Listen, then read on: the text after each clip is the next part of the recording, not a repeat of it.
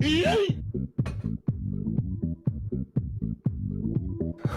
right. Let's do this, people. Coming in hot, hot, hot, hot. All right, good morning, folks. Today is Wednesday, Worldwide Wednesday, March 29th, 2023. Welcome to episode number 333 of the Simply Cyber Daily Cyber Threat Briefing. I'm your host, Dr. Gerald Auger, and over the next 45 minutes, me, you, Zombie Guy, Justin, J-Mac, Andy Nakamura, Josh Mason behind the glass, and the other mods, and all of you passive observers, Team Live, Team Replay. We're going to be coming in hot with the top cybersecurity news stories of the day, and I'll be providing my opinion, my expert analysis on each of those stories, on what it means to you as a practitioner, or if you're looking to break in the industry, we absolutely got you covered. I'll talk about this like a little bit later, but got a new coffee experiment. If you've been a regular of the show, you know what's going on with that. I've yet to take a sip of this coffee. I wanted to save the first sip for you guys, just like first blush on the news. Guys, we got a great show for you today. I hope you're excited. Wednesday, it's Worldwide Wednesday, so we're going to go around the world. But before we do that, I want to give a shout out and thanks to the stream sponsors, starting with my good friend Eric Taylor and the whole team over at Barricade Cyber Solutions. Barricade Cyber Solutions is dedicated to helping businesses from cyber attacks and recover from the damage done. Cyber attacks can cause massive issues for businesses and send dedicated, hardworking business owners into turmoil. I'm talking get the pink bottle for tummy troubles because it's going to be a hot mess and fire. But Barricade Cyber Solutions knows how to mitigate the damage done by cyber incidents. They have that skill. Not only do they know how to mitigate the damage done, they can do it swiftly and help your business get up out of the fire and get back on their feet again. Check them out at barricadecyber.com. Links in the description below. This is their website if you're watching live on stream right now. Scroll down, there's Eric Taylor's calendar. Bold man putting himself out there on the internet, but you know what? He's all about helping people. 10 a.m. today, you could get on his calendar, get in a meeting with him, and talk about what it would look like for Barricade to help your business in the event of a really bad situation. Thank you, Barricade Cyber Solutions. Also want to say shout out and a little love to XM Cyber, newest sponsor of the Simply Cyber Daily Cyber Threat Briefing. Many of you know about them, but let me share that with those who may not, or remind you. Everybody, guys, businesses, they have IT infrastructure. Many of them have cloud now. Many of them have hybrid, on-prem and cloud. Very few people are like, YOLO, and just go up to the cloud. So with that, you have misconfigurations, you have security vulnerabilities, you have mismanaged credentials, both on-prem and in the cloud. You know, all you did was really, all you really did was take the peanut butter knife and like smear the trouble across two pieces of bread, on-prem and cloud slices. But don't worry. Most of the time, you would look at them in silos. Like, okay, like identity and access management people are over here. The IT team is doing patching over here. The vulnerability management analyst is getting hosed one way or another, because you're not looking at these things in the way that they integrate with each other. But XM Cyber's introduced a new way to address this, right? So instead of looking at it individually in silos, they can combine all of these different dimensions together in a very visually appealing. It's very, you know how I am about logos and infographics, guys. XM Cyber's visual representation of attack paths is actually quite satisfying. So it'll show you the attack paths that threat actors can operate across. It can show you security control gaps in your cloud or on-prem. You might think that you got a good situation, it wasn't properly implemented, so you've got issues there. It will literally show you. Now, here's the best part. Because of all that, you can actually pinpoint choke points and prioritize systems on your network or in the cloud that would give you high risk reduction if you focus on tightening up the access controls around those boxes or security patching those systems, right? Like an SSL, expired SSL cert on some internal system has a way different risk exposure than, say, I don't know, Exchange on-prem. Just saying. Go to xmcyber.com, click on the link in the description below, and if you want to get a demo and check out their exposure management platform, like I said, visually it's quite appealing. It's delicious. Nom, nom, nom, nom, nom, nom, nom, nom. All right, guys, it is Worldwide Wednesday, which is super awesome. Before we go around the world, hold your horses. Mods, I'm going to need help with this too, so please prep for a deluge of good times coming in hot. Let me get my mod chat up. Guys, each episode of the Daily Cyber Threat Briefing is worth half a CPE, so be sure to say what's up in chat.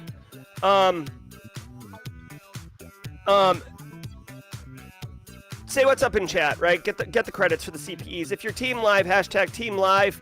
I love the team live. I see 137 of you right there, and we've only been live for a minute, so 142. We're pushing in. This is great. If you're on Team Replay, drop a link in chat for hashtag Team Replay. We'll do the Simply Cyber Community Challenge in a little bit.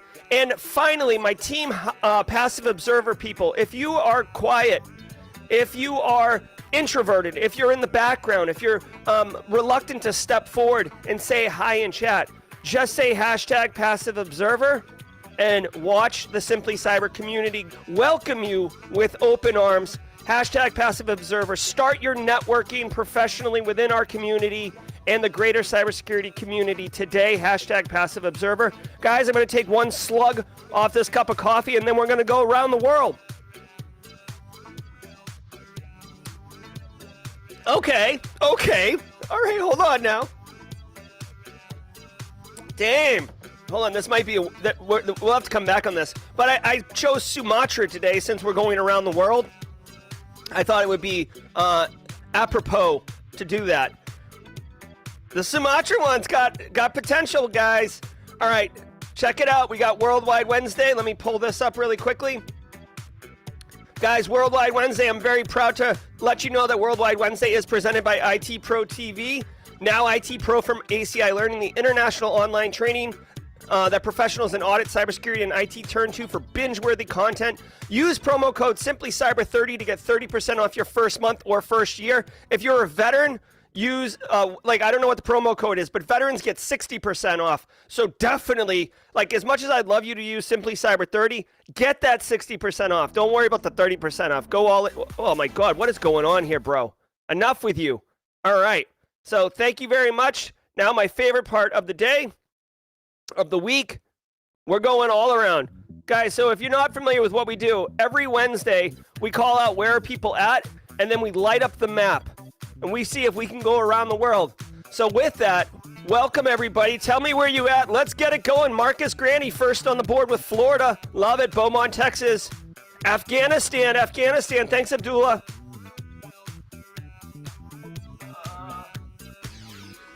Boom, Afghanistan's in the house. Phoenix is in the house. What's up, Sun Devil? Atlanta, Georgia, Southern Cali. What's up, Sycamore, Illinois? Denver's in the house. Big mountains. Upper Peninsula, the UP. Poland, hold on. Poland's going to be a good one. Boom. We got Europe online. Canada, bringing the Maple Leaf in full effect. What's up? Zeneb Baal. Passive Observer, good to see you. What's up, Auslan? Boom. Oi, oi, oi. Bethlehem, PA, up in here. Czechia. Mod, you're going to have to tell me where Czechia is. I know it's somewhere in this middle eastern block over here, but I can't find it. Yeah. All right. Greenland. Nook, Greenland. I'm going to have to look that up on a map. I love it. India's in the house representing. VA. Turkey. Yes. What's up, Turkey? Hey, Connecticut, I see you. BS Computer Science, I love it. New Jersey's in here. Dirty Jersey. Love me some Fat Moons, Fat Cocos. Levtown, PA. Love it. I've been to the grease trucks down in Princeton, New Jersey. Love those grease trucks. DR, the DR's in here. Is that Leonardo? UK, Scotland. Dominican Republic's online. What's up, Strasbourg? Coming in correct for the PA crew. What's up, Rhode Island? Representing the smallest state in the great state of the United States, although I don't know if Hawaii's smaller. Switzerland. Oh my God, where is Switzerland? I know Switzerland's neutral. All right, guys, that was a really, hold on, I must have messed up. Czechia, hold on, there's Czechia. Let me look at the mods here. I got Czechia, UK, Cayman Islands, Turkey, Czech Republic, which is near Germany. We didn't have any South America and no Africa. This is our worst performance to date, guys. I mean, I'm not upset about it. It's just we usually have it's usually one country, one continent that we miss.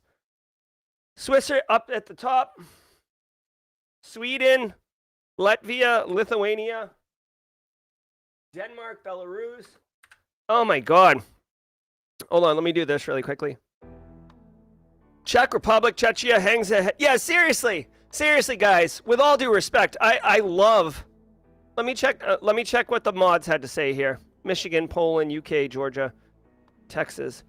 South Africa. Hold on, Tim. Tim's here. Tim, are you South Africa? Okay, Robin Morris, thank you. I'm gonna call that. We've got multiple South Africas up in here. All right. I feel much better, guys. Okay. Way to go. We had a tough time with South America, which is no surprising. But guys, good job on Worldwide Wednesday. We'll get it next time. Ooh, Switzerland's really packed in here. Josh Mason might be helping me next week with Worldwide Wednesday to do the map. Oh, Switzerland, blink. There we go. Love it, love it, love it. I got the mods showing me maps. Korea's in here. All right, guys. Thank you all very much for playing Worldwide Wednesday. We'll do our best to get it. Oh, Argentina. Hold on. Colombia and Argentina are here. Wait a minute. Are you serious? Is this a joke? We have Colombia and South America? And Buenos Aires? Stop. Isn't Buenos Aires Brazil? Ireland? Hold on, you guys. All right. There we go, guys. Well then. Boom, roasted. Looks like we are nailing it. Deep sleep coming in correct. It's Argentina, thank you. So, guys. Hold on. Around the world. All right, nice job, everybody. I love it. Thank you all so very much for playing. This is fantastic. It warms my heart to know that the Simply Cyber community is not just inclusive and supportive, but we have international representation. It very much warms my heart to know how legit this is and how diverse it is. All right, guys. If you're here for the news, you're probably like, come on, Jared, get on with the news. Sit back, relax, and let's get into the news. Let's let the awesome sounds of the top cyber news wash over us in an awesome wave. Okay, here we go. From the CISO series, it's cybersecurity headlines. It's Wednesday, March 29th, 2023. Microsoft unveils OpenAI-based chat tools to combat cyber attacks. On Tuesday, Microsoft announced its new AI security copilot, which brings generative AI capabilities to its in-house security suite. The GPT-4-based chat tool integrates with existing Microsoft security products, including Defender, Sentinel, Entra, Purview, Priva, and Intune. Copilot can analyze data from these tools and provide in-depth explanations, including visualizations and suggested remedies. The tool can also take action against certain threats, such as deleting email messages containing malicious content identified through prior analysis. All right. Okay. Shall we play a game? That didn't take long. I mean, I guess if you're going to invest $49 billion into something, you'd like to see a return on your investment sooner than later. So Microsoft owns 49% of ChatGPT, and they have now integrated, which, by the way, I might say they did it incredibly fast, too, right? They probably asked ChatGPT how to integrate itself with Microsoft product suite. And then ChatGPT's like, oh, 1 second. Like, here's a bunch of code. Run it. So, guys, Office 365 has done amazing, I think, amazing work towards moving security into being accessible, into being useful. Exchange Online Protection's very good at email filtering and web gateway stuff. Sentinel, I haven't personally played with, but Sentinel is a SIM, so it's a log aggregation center, allowing SOC analysts to be able to see correlations and aggregations of behaviors on a business network. Intune is the mobile device management, like basically to manage mobile phones and tablets and stuff like that, even laptops and workstations, right? So all of these tools together make a comprehensive security operations solution or ecosystem, for lack of a better term. Now, that's all well and good when you have all of that stuff, but just because Sentinel's doing things, just because Exchange is doing things, you still need humans to look at it and understand what's right and what's wrong. Because here's the thing, so an email comes through and it gets blocked, but it's legit. Some human has to go release that email, right? Email comes through and it's a phish, but it gets through the filter. Some human needs to tune the Exchange Online, right? You got travel and salesmen going to Argentina. Thank you, Buenos Aires, right? Going down to Argentina. And then all of a sudden you get some type of conditional access issue because it looks like a malicious, like basically this user always logs in from Rhode Island and now all of a sudden they're logging in from Buenos Aires. The system may block their access because it thinks it's a malicious attempt, right? So some human has to go in and do all this, right? I'm just laying this all out here so you can understand. Yes, the security suite is awesome, but this is a reason why humans need to be involved. Now introduce Microsoft's ChatGPT integration. So now, with this, they've baked it into all the products. So I think it's going to give some more insight and more context. So the reality is this is really, really awesome, in my opinion, for SOC analysts. If you are grabbing your ankles right now and bracing for impact, LOL. It might be too early for that joke. I don't even know why I said that. I'm sorry. If you're wow, this coffee. If you're worried that ChatGPT is going to take your job, then don't worry about that because it's not. When you see some type of bad on a network, right, or you see some type of anomalous thing or whatever, or some domain comes in or some PDF attachment, whatever, there's basic triage behavior, okay? I have a video on the channel on what my triage workflow is for phishing emails, for example. So go check that out if you're interested, Kimberly. So that standard triage behavior that can be automated, and guys, if you're oh my God, the robots are going to take my job, guys, we've had SOAR, security orchestration automation, for years. And nobody was complaining about this, okay? So just think of it as this is an ability to help us do our job faster, better. We're like the $5 million man or the $6 million man or whatever on being faster, better, stronger, quicker, more informed. I personally have an Office 3, because I have a business of my own. A lot of people don't know this, but I have my own business also. And it's an Office 365 shop. So I'm actually very interested in getting in and playing with these things. And if I have time, I'll make some content around this technology. But I think it's really, really cool, and I'm excited about it. The trick is going to be organizations adopting this kind of technology in a way that is deliberate and meaningful. And what do I mean by that? Well, here's the thing. And this is a reality. So if you're just getting into the industry, be aware of this. And if you are been in the industry for a long time, then you know dang well what I'm about to say is truth. Guys, just because there's new technology doesn't mean that everything just switches.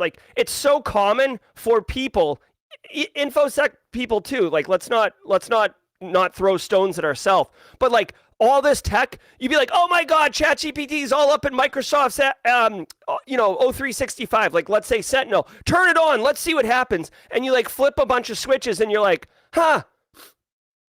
all right. It's okay. You don't really execute and follow through. You certainly don't plan up front. You just go in and start flipping switches, right? When in reality, you should have a plan. You should have some type of metric to understand whether or not it's successful, whether or not it adds value to your business. Then you flip some switches. And then if you decide not to go forward with it, turn the switches off. A lot of people don't do that. A lot of people just flip the switches and then see what happens. And then they're it's all right, or it's not all right. And then they just leave it like that. This is called dude, if you turn a bunch of crap on and then leave because you didn't think it was cool or whatever, you're introducing all sorts of potential attack surface. So just be mindful of that. Play with it. Check it out. Let me know in chat if you guys do play with it, my 0365 people. I'm going to try to get in there later today.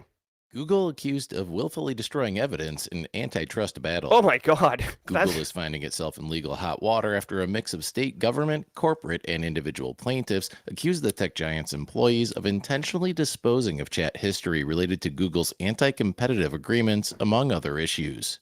In a legal brief filed on Monday, the plaintiffs argue that Google hindered the Android antitrust case and called for a substantial penalty from the San Francisco federal courts. According to the DOJ, Google defaulted most chat sessions to history off when it should have kept history on due to requirements associated with ongoing litigation.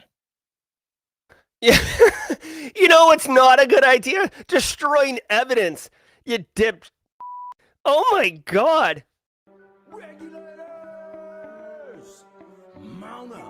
Seriously, Google of all companies, right? Do no evil used to be their motto until they, and this is a true story. Do no evil used to be their motto until they started doing business in China and then realized in order to do business in China, they had to enable the Chinese government to kind of control the results of the Google query.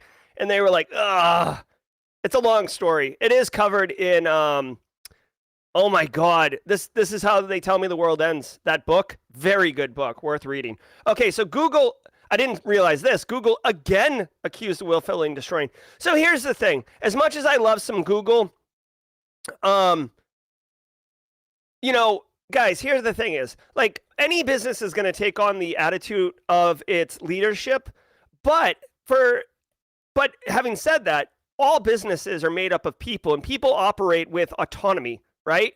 So like, I'm sure whoever destroyed this, when they say Google, it was somebody working at Google who destroyed the evidence. Somebody at Google made a calculated decision to either destroy evidence or direct somebody to destroy evidence, right? So, you know, I'm not saying lone wolf here, but I don't think Google's just going around destroying evidence wholesale. Like to me, like FTX, for example, is a company where like everybody was like all on board with doing illegal stuff. Everybody.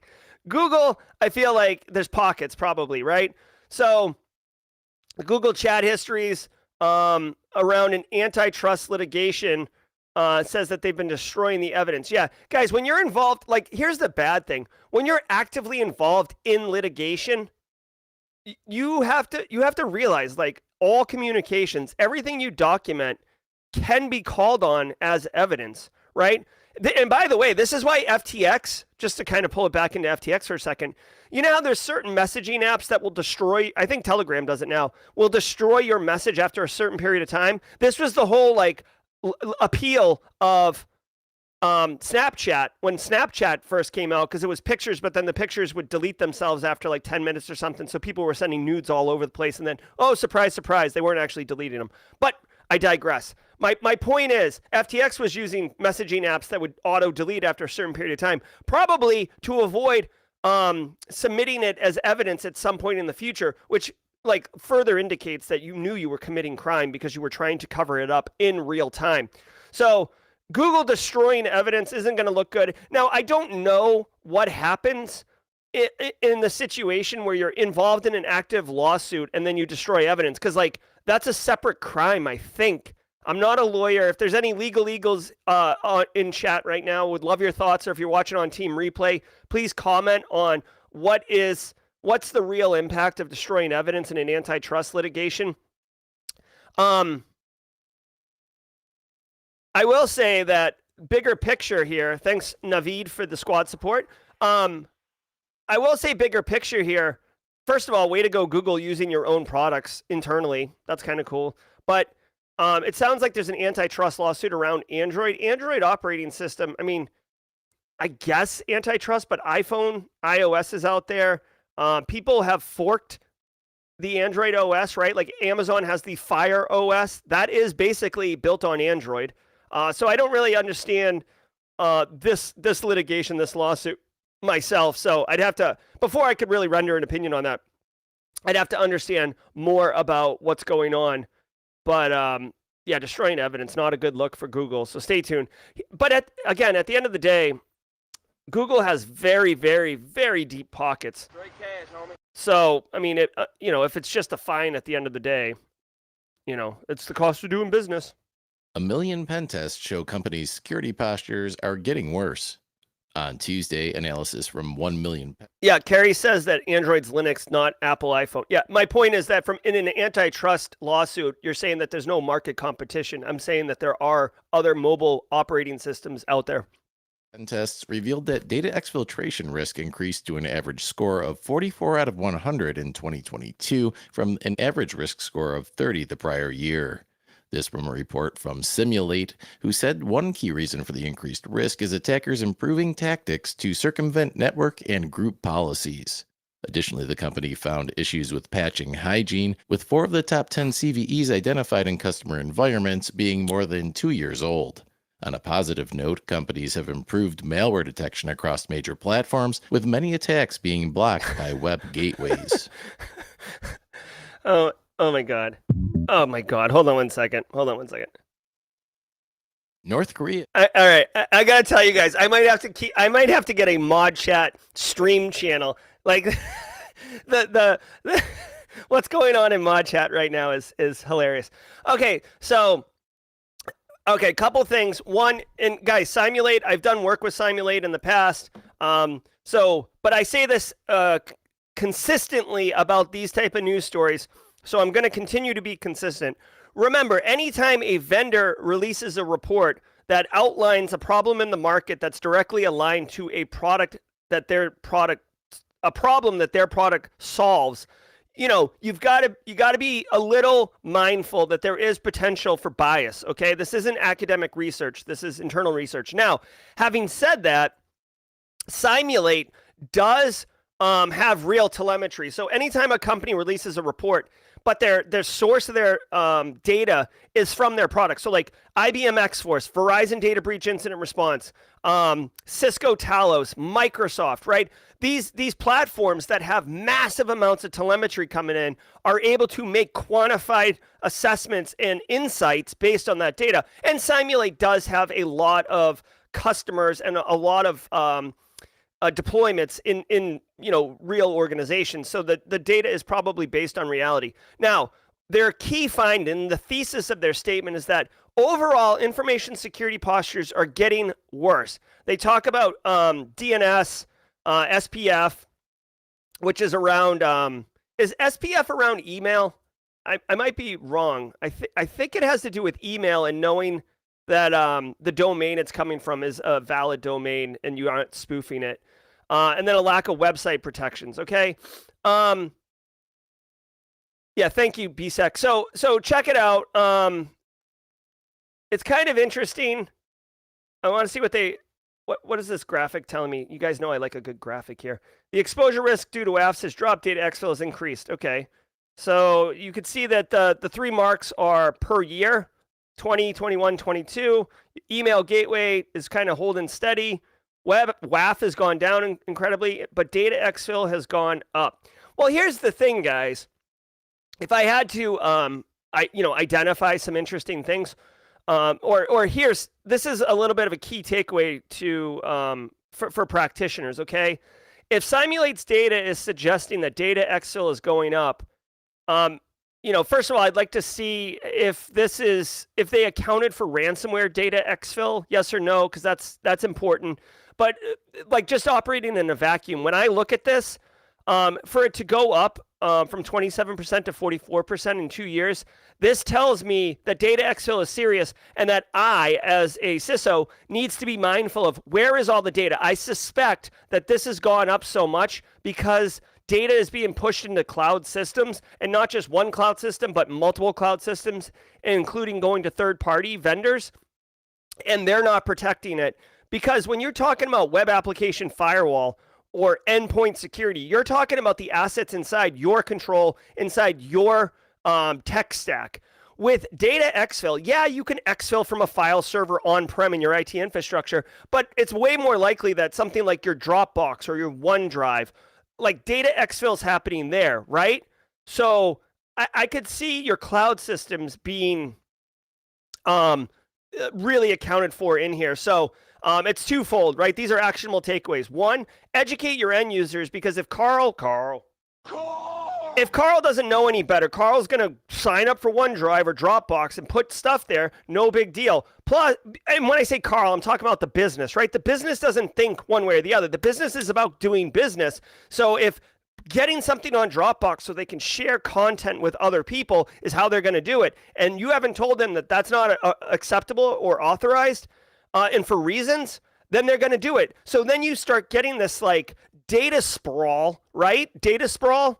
I don't even know if that's a term. I'm just coining it right now. You get this data sprawl of data all over the place, and you really can't get your arms around it because the business, there's always going to be way more business people than there is InfoSec people, so you can't get your arms around it. So you need to educate them. And then secondly, if possible, you really need to do an inventory of where your large data sets are. Like if you have data lakes, ooh, fancy term. If you have data lakes, big data sets, anything like that, make sure that the access to them is tight. When you have everyone access to big data sets, that is stupid. Yes, you don't get a call to the help desk that the new hire can't access the data because everybody can access the data, but put a little bit of work into it, right? Restrict it down to who needs to have it and educate people. And the final thing I'll say is, even that's not bulletproof, okay? If you look at how LastPass got hit just recently, only 4 people in the entire business had access to the main data set. 4 people in the whole company, and one of them got popped for running Plex server software on their work computer. Okay, so it's not a silver bullet. That's another thing to take away here. I'm feeling spicy today, guys. Listen, there's another thing to take away. No matter what you do, you will never eliminate all risk. You will always, always, always have cyber risk. At some point, you will have residual risk. It is impossible to remove all risk. That's why when someone asks, are we secure? That's a dumb question. And I say there are no dumb questions here, so let me walk that back. That is not the right question. That indicates that the person who's asking it does not understand what we're doing here. And it's an opportunity to educate them on security isn't what we're going for here. We're going for risk reduction and resiliency, ma'am or sir. Let me show you. High five. Now you got a best friend. All right, guys, let's keep rolling. And now mining for crypto to launder stolen loot. I'm like sweating from According this to a coffee. new report from Mandiant, North Korean state-sponsored hackers have begun adopting a new trick to launder stolen crypto. The group, dubbed APT-43, are paying their stolen coins to rent time on computers to mine for clean crypto. The new tactic comes as regulators worldwide have tightened their grip on crypto exchanges and laundering services that hackers have traditionally used to cash out their tainted coins. And now... Okay, hold on 1 second. I ran out of coffee, and I'm gonna wait till the mid roll to pour another cup. But I am intrigued by the Sumatra. Okay. North Korean hackers use cloud mining services to launder dirty crypto. Okay, so check this out. This is actually really wild. First of all, obviously Finfrock. I'm a crypto evangelist. I love it, love it, love it. Okay, guys. So here's the deal, and let me explain this, okay? So North Korea, Lazarus Group, very well-known APT. If you haven't heard of Lazarus Group, somebody please write it in chat just so someone can Google it if they need to.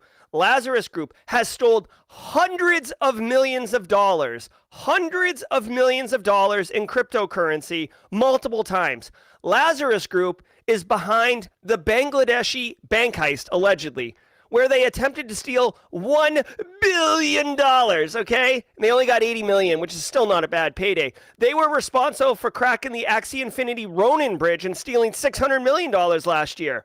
They have stolen so much freaking cryptocurrency.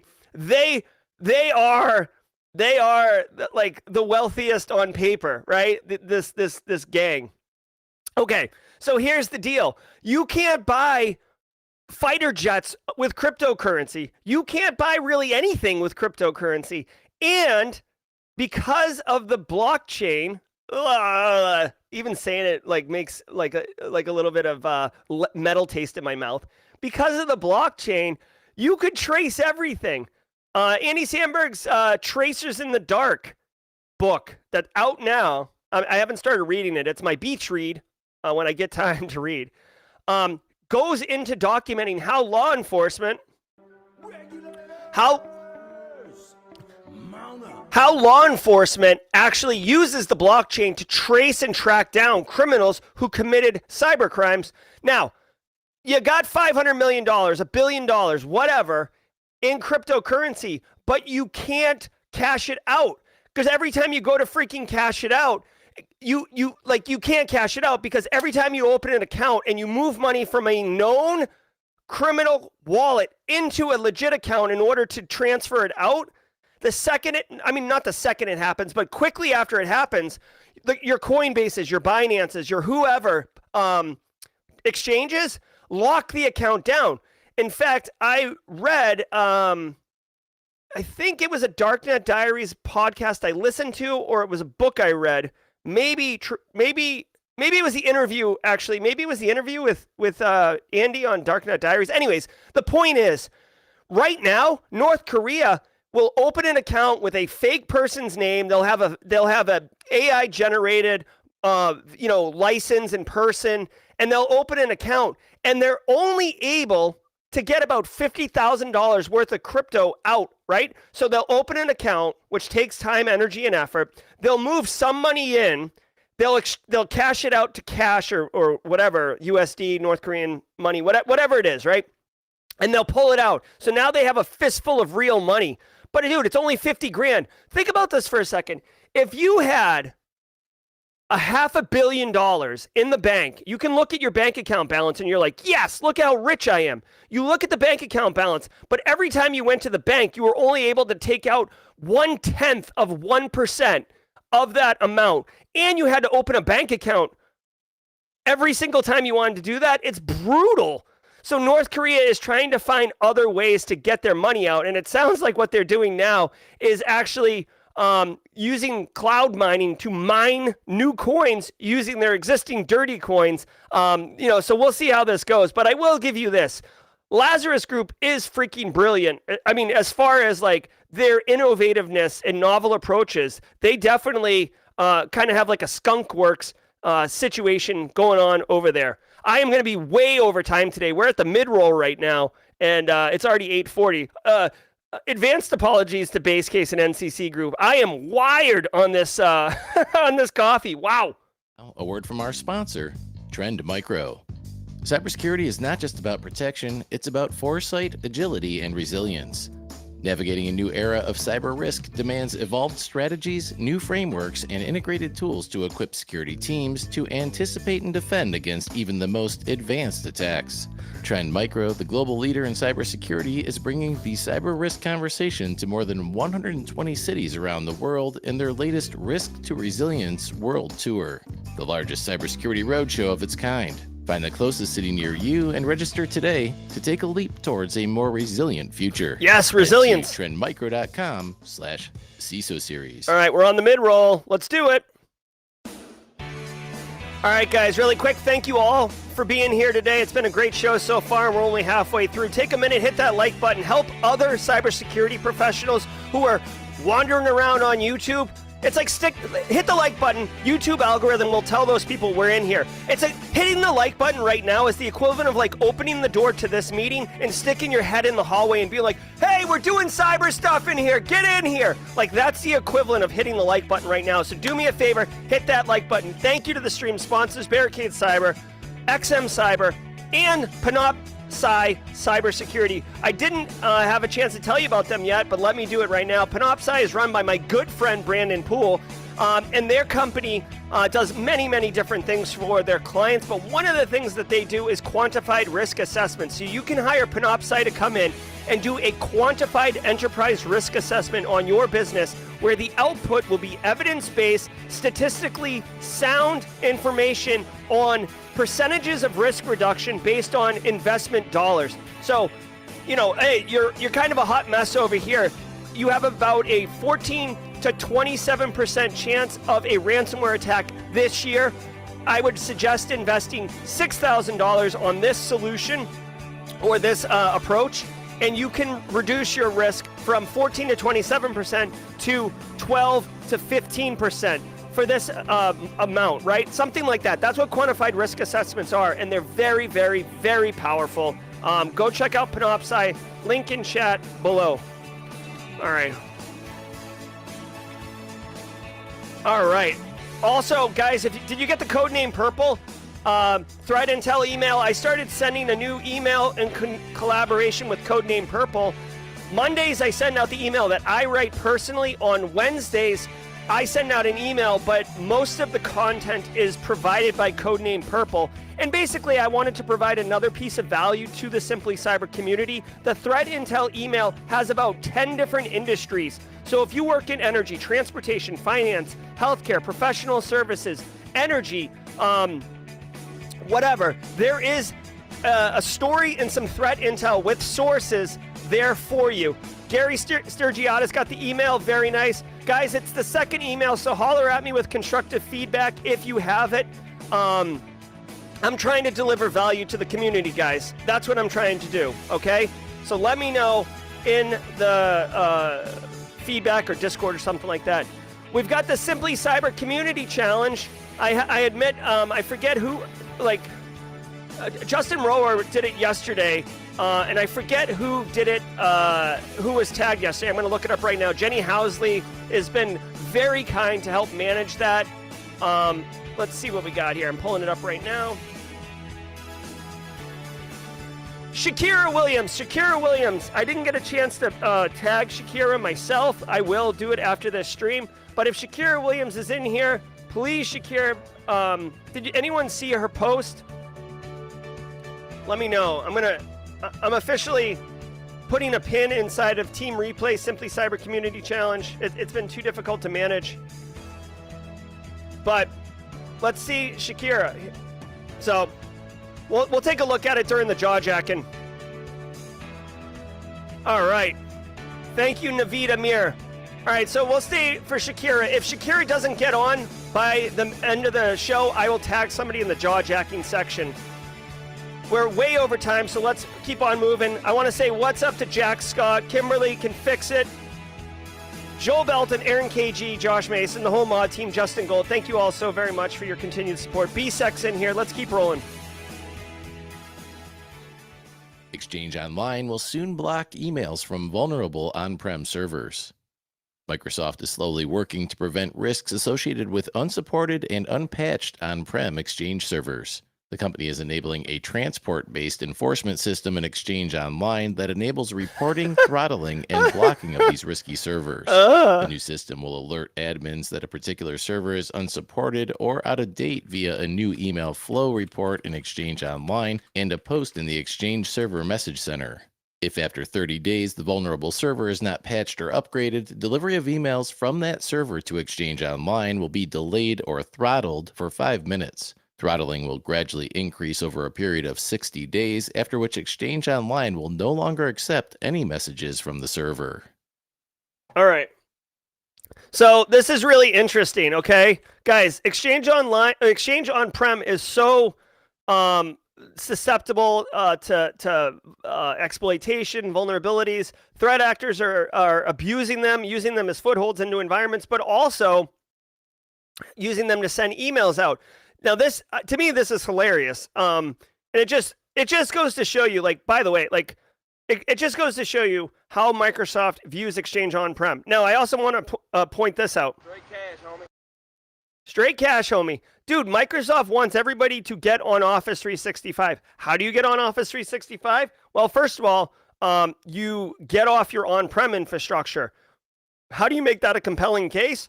You do it by making Exchange on-prem worse, right? So emails aren't even going out now. We're not sending emails. Why is that? Oh, it's because we have this old, dilapidated infrastructure. Well, how do we fix that? Well, let's go to Office 365. It's cheaper because it's a subscription model. But it's just funny that Exchange Online, it literally won't accept emails from Exchange on-prem after a certain period of time, which they outlined in the story. If you're running Exchange on-prem, you absolutely should be aware of this because you could experience like basically denial of service. Communications aren't going out because of this situation. Be mindful of that. I did bring up this picture. It makes me think of like this famous wolf pack, and this wolf right here in the background is the old wolf. This is Exchange on-prem, and all of this other wolf pack is Exchange Online protection, and they're like, we're just going to slowly leave you behind because you're slowing us down, and you're not good. You're not good anymore, Exchange on-prem. That's what's going on there. So bold moves. I'm sure it's partially to secure the end users, but also a targeted effort to to move forward with getting more people in exchange online. Russia supplies Iran cyber weapons and growing military cooperation. According to the Wall Street Journal, Russia is helping Iran gain advanced digital surveillance capabilities, including eavesdropping devices, advanced photography devices, and lie detectors. This comes on the heels of Iran selling Russia drones for use in Ukraine, agreeing to provide them with short-range missiles and shipping ammunition to the battlefield. Russia and Iran, who both have sophisticated cyber capabilities, signed an agreement 2 years ago that mainly focused on cyber defense networks. Damn. Dude, this video shows police just... Can you see this? The police, the Ukrainian the police, they're not even military, I think. They're literally just firing into the air at drones.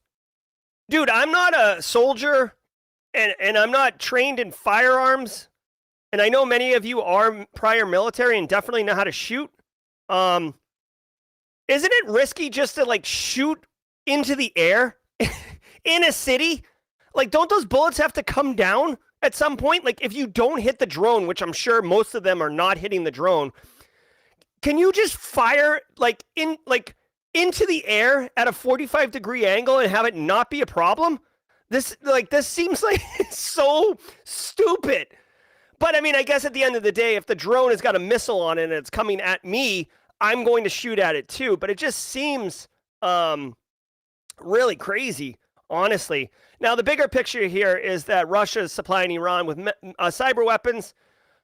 This is no surprise, right, guys? When you're in a military conflict, you have allies and you have adversaries. And your allies are going to help you, whether it's through resources like money, intel, supplies, raw resources like steel or oil, or refined resources like drones or soldiers. It is what it is, guys. So this shouldn't surprise anyone. We're in the middle of a global conflict, right? It is. I don't know why we don't call it World War III. Honestly, there are multiple countries involved, but I guess no one wants to stick that label on it. Whatever. We'll see where this goes. The only thing that I would take away from this, from a macro level perspective, is if Iran is getting cyber weapons, you've got to think of what does Iran want to target, right? Like, Iran's not using its cyber weapons to help Russia attack Ukraine, right? As far as I know, Iran doesn't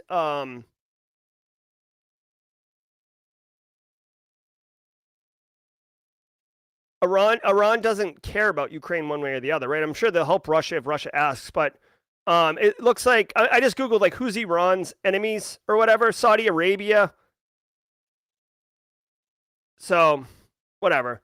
I'm not big on what's going on over there. I don't know enough about it, but Makers call on USPS to combat surge in fraud. A group of bipartisan lawmakers has called on the U.S. Postal Service to strengthen safeguards against change of address fraud. Change of address fraud is a low-tech technique that exploits gaps in how USPS handles in-person address change requests. While USPS is supposed to check a government-issued ID, such as a passport or driver's license, they were found relying solely on signed paper forms, often without any verification checks. The U.S. Inspector General recorded more than 23,000 such fraud cases in 2021 alone. The proposed provisions from House lawmakers would include allowing citizens to freeze an address change just as they could freeze their credit to protect themselves. yeah. I mean, that's a really good idea. I don't know, I don't know enough about fraud. I do depend on things like Principles of Fraud Examination, which is an excellent textbook to help me understand how to commit fraud. Because I don't naturally think like a criminal. Like, I don't think like a criminal, which is why I'm a terrible offensive security professional. But, there's got to be some way to, like, if I change your address, right? So now your checks come to me, right? Or your, credit card PIN reset email comes, or letter comes to me. Here's the thing, guys. USPS change of address. If you've ever moved, you know how you do it. It's so your mail comes to your new address. This workflow has been the same since like the 40s, right?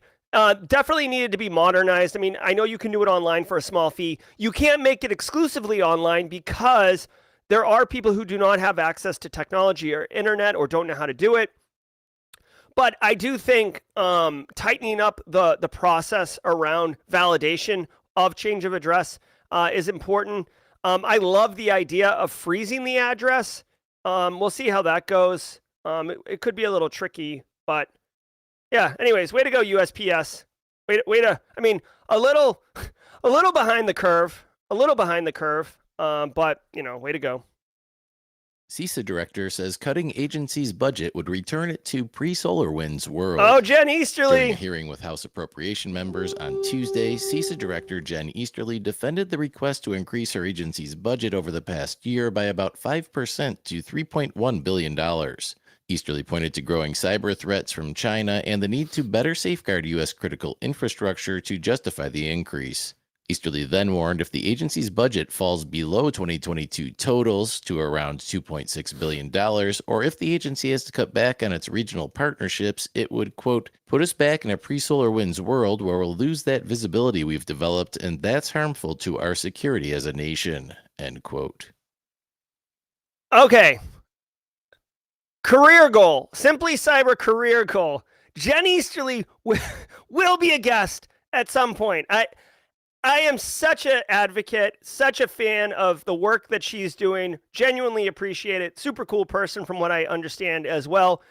Jen Easterly, director of CISA. CISA has been going gangbusters on delivering value to the United States, right? Really pushing that public-private sector. They've got all sorts of advisories out. They've got the actively exploited vulnerabilities to help you prioritize where to focus. Yada, yada, yada. I could go on. The list of accolades is deep.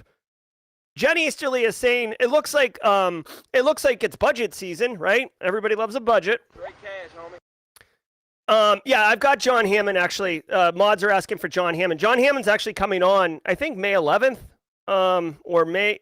John Hammond's booked, so know that. Where? Boom, roasted. Jen Easterly, I haven't booked yet, but anyways, here's the point. When it's budget season, this is actually a good opportunity for anyone that wants to be a CISO, right? Or active CISOs, please chime in on this. Guys, information security. Jen Easterly is basically in charge of information security, for lack of a better term, the GRC side of the thing for United States. And I know that's like a gross oversimplification, but just feel me on this one. Every budget year, the CFO looks at you, or you go through the CIO, so that you have to like convince your CIO that you're valuable, and then the CIO on your behalf has to convince the CFO that InfoSec is valuable, right? And we are seen as a cost center, we being InfoSec. So when you're writing the check for information security, it's like really difficult for the CFO to understand why they're writing this huge check and what the value is to them. So you need to make compelling cases. This is why we bookmark all sorts of stories all the time that are directly related to our industry if possible, which is why I want you to get the Wednesday email, the one I sent out today, to start cataloging those industry specific stories, because then you can make a compelling case. Listen, we need this money, or like if you want, hey, it's your decision. It's your decision. But if you don't fund our initiatives, we are at higher risk. Are you okay accepting a higher risk? Which, by the way, is why you would want to do a quantified risk assessment with Panoptcy, because you actually get statistical information to share in that. All Jen is doing right here, is basically making a compelling case to the CFO and explaining that, listen, I need this budget. If you restrict my budget down, if you draw back the amount of money I have to run my program, my initiative, my office, we are going to be hindered. She is warning them right now. And it's key that she says pre-SolarWinds, because SolarWinds was attributed to Russia. Russia is seen as a national threat right now to the United States, along with China. And I don't think it's a coincidence that she mentions pre-SolarWinds, which SolarWinds, if you don't know, was, like, in my opinion, the most significant cyber attack on, like, in history, right? For multiple reasons. And I know Stuxnet was really a big one too, but SolarWinds was bananas, okay? That's what Jen's doing here. Jen is making a compelling case. I don't want to say she's using FUD, fear, uncertainty, and doubt, but she is warning them that if you do not fund this, there is basically assured increased risk, right? That's the deal. Right now, we're at 25% risk reduction. You've accepted that risk. If you cut my budget, we will go up to, say, 35%, 40%. Business, are you willing to accept that risk? I am just an advisor here. I'm killing it as my job goes, but my job is to advise and inform you to make the decision. So cut my budget if you must, but understand what that impact is. That's what Jen's doing here. I hope they don't cut it. And that does it for today's cybersecurity headlines. And that does it to today's Simply Cyber Daily Cyber Threat Briefing. If you were here just for the news, I genuinely appreciate you allowing me to go over. Shout out to Sumatra. We might have to revisit this one. Hot takes all over the place. Before you go, though, I do want to share a really fun thing with you. Later today at 11:30 a.m. Eastern Time, I will be going live with ThreatGen Red versus Blue. Now, if you're familiar with ThreatGen Red versus Blue, it's a cybersecurity simulation platform that allows you to either play as the red team or the blue team and go against an active adversary AI or go against another human. Just for fun, because I've done like a million of these streams now, just for fun, today I am going to be doing I'm going to be playing as the blue team, okay? But I'm going to be like doing a Dungeons and Dragons themed stream. And what I'm going to do is basically roll a d20. And if you don't know what Dungeons and Dragons is, basically there's like decision points. And then you roll a dice, so there's a little bit of randomness to it. And if 1 to 10 shows up, you take this action. Or if 20 shows up, you take this action, right? I'm going to basically make decisions as a CISO who's using Dungeons and Dragons. So I all the time I'm like, let's use CIS 18, let's use NIST cybersecurity framework. Well, what happens if we leave it to chance and we let D&D decide what we do? We're gonna have a lot of fun. It's a little bit different of a playthrough today, but I'm excited about it. I hope you enjoy it. I hope you can come hang out. Shout out and thanks to the sponsors again. Thank you so much. And ACI Learning, IT Pro for their Worldwide Wednesday sponsorship. Now, yes, I have played Backdoors and Breaches. Great game. It's really fun. I've done it on stream with Black Hills as well. I genuinely appreciated that opportunity that they gave me. All right, guys, let me look at this really quickly. Come on, man.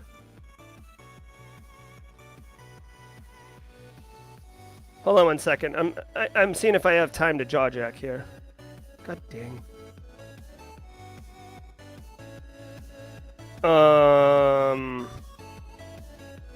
This coffee, crazy.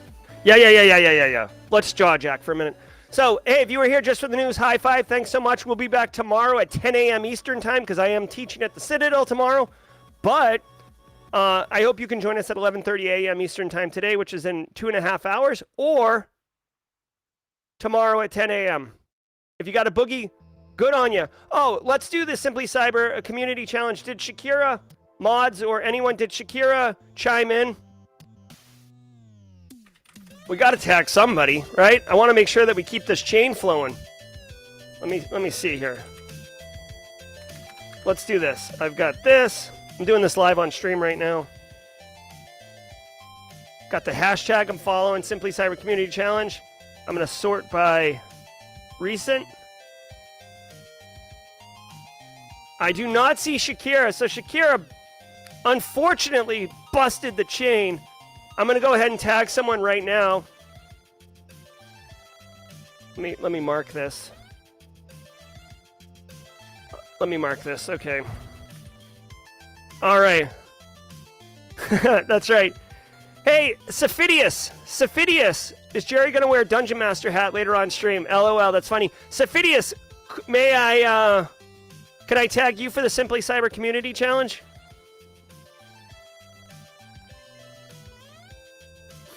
Yeah.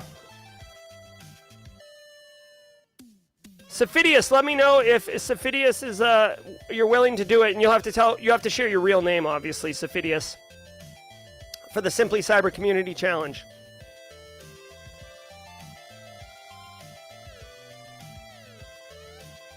There is a delay when I speak to when you guys hear it, about 15-20 seconds.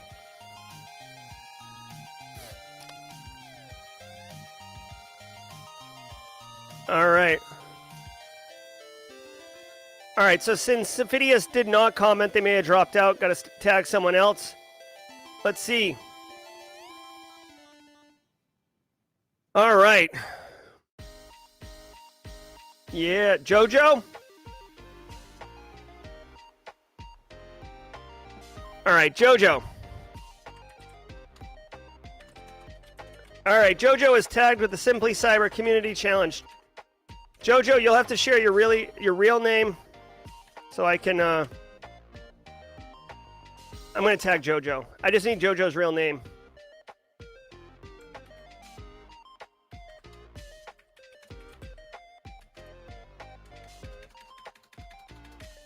Good luck, JoJo. I look forward to getting to know you a little bit better. And everybody go into LinkedIn when JoJo posts and tag. Connect with JoJo. Connect with those people who comment on JoJo's post. It's going to be good. But JoJo, we need your real name so I can document it. And so people know who to connect with you. I'm a little upset. Joseph Dunmore. Thank you, Joseph. I'm a little bummed out here that I'm out of coffee. There we go. Make sure you do the hashtag Simply Cyber Community Challenge, JoJo. All right. Guys, I got the electrician here today, putting in the electrical work for the upcoming lab. The Simply Cyber Lab presented by Palmetto Exterminators. Any constructive feedback on the Threat Intel newsletter? Definitely interested in that. Coffee hasn't kicked in. Ooh.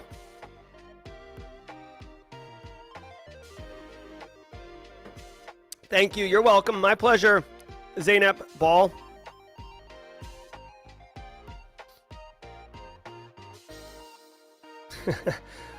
You guys, mods are out of control today. I love it. Getting juiced up all the way around today. That's right. Carrie's caffeine free. I love it. Love it. Love it.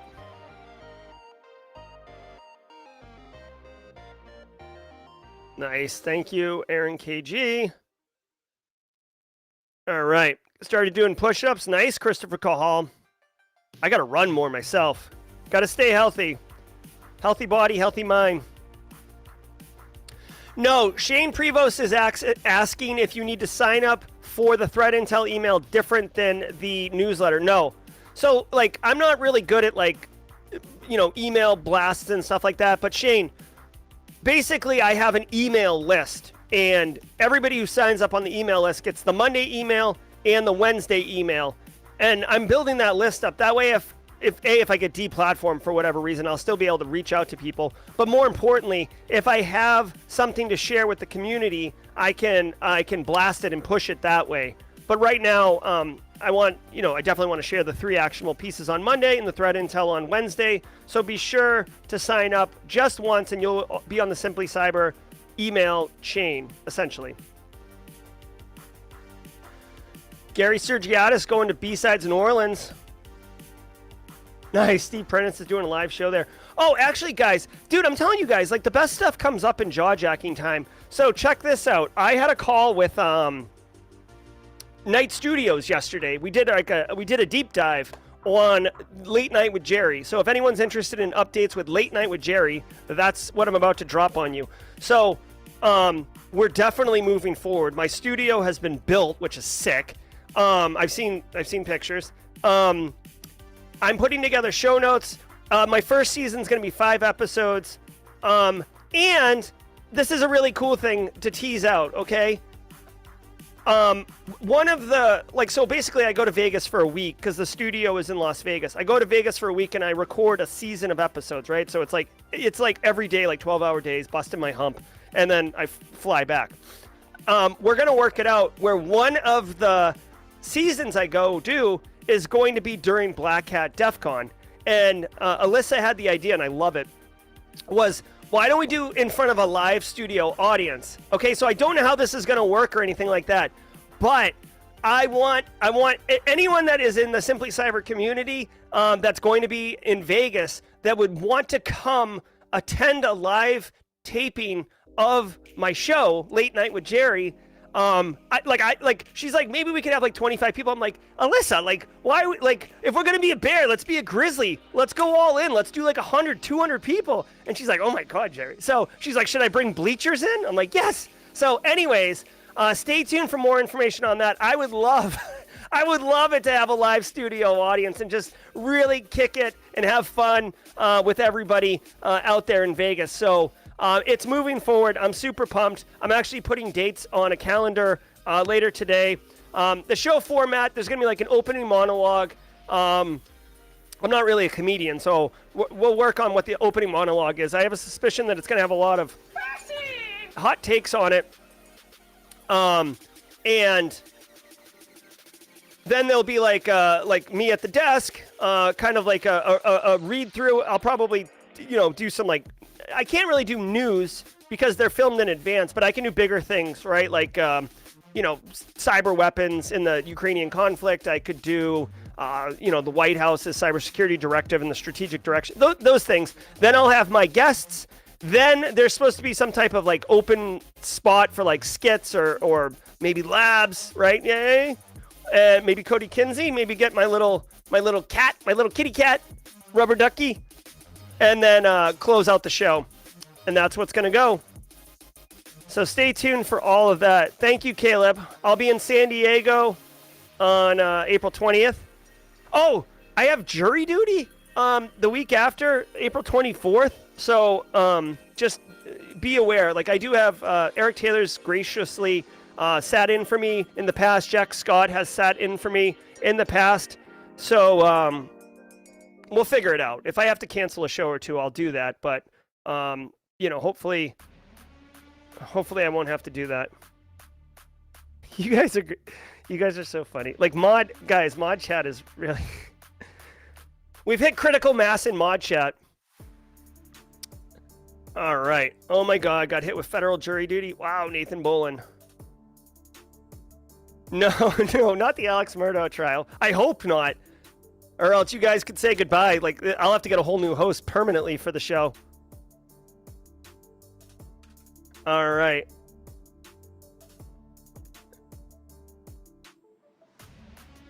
Yeah, maybe I'll have a dad joke segment on my show. I have a lot. I'll tell you what, guys. I'm very interested in the Simply Cyber community's input and thoughts on the show. Like, Alyssa, it's my show, right? Like, Night Studios is producing it and distributing it and everything like that. But it is my show. Alyssa has given me a ton of latitude on what the show looks like, how it behaves, what the flow is, who I interview, like everything. I have a lot of I don't want to say authority, but I have a ton of influence in what the show looks like. So the Simply Cyber community, you guys have always been amazing with great ideas and great thoughts and stuff like that. So if you have anything, definitely share it, and we'll get in on that. Also, I want to remind everybody tomorrow.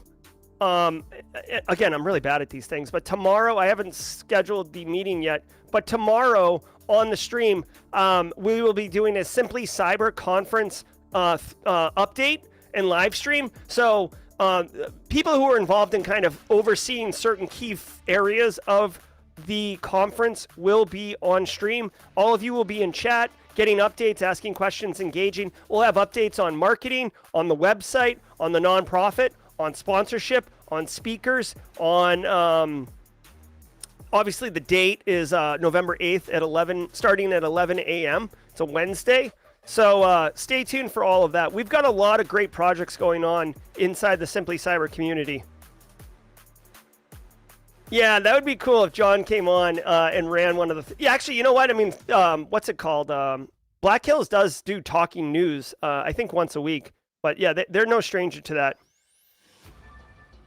No, Aaron Katz, Gager. So I'm thinking it will be tomorrow. Because my guest on Simply Cyber Live tomorrow had to reschedule. So there is a gap on Simply Cyber Live. And instead of just canceling the show, I thought this would be an opportunity to give updates to the community and make sure that we're being not just transparent, but like demonstrating that we are executing on the plan. This wasn't just like let's do a conference and then no one ever talked about it again. I will say that my son, Callan, has soccer practices on Thursday, starting this Thursday at 5:30 to 6:30. So the Simply Cyber Lives for the duration of the soccer season will probably be 45 minutes long. My family is very important to me. I love Simply Cyber, but my family is a priority. So even though it's soccer practice, I want to be there for those type of things. So just be aware of that. Oh, cool. Yeah, James Randolph, talking news is a different vibe. That's cool. All right. All right, guys. The electrician has to shut the power off to my house. Okay. The electrician's got to shut the power off to the house. So we are going to wrap up the show here. So thank you all very much for being here today. I hope you got value from the show. Hit the like button on your way out. Hopefully you can join me at 11:30 a.m. for the Dungeons & Dragons Threat Gen Let's Play. But if you can't, we'll see you tomorrow at 10 a.m. Thanks, everybody, so much. And until next time, stay secure.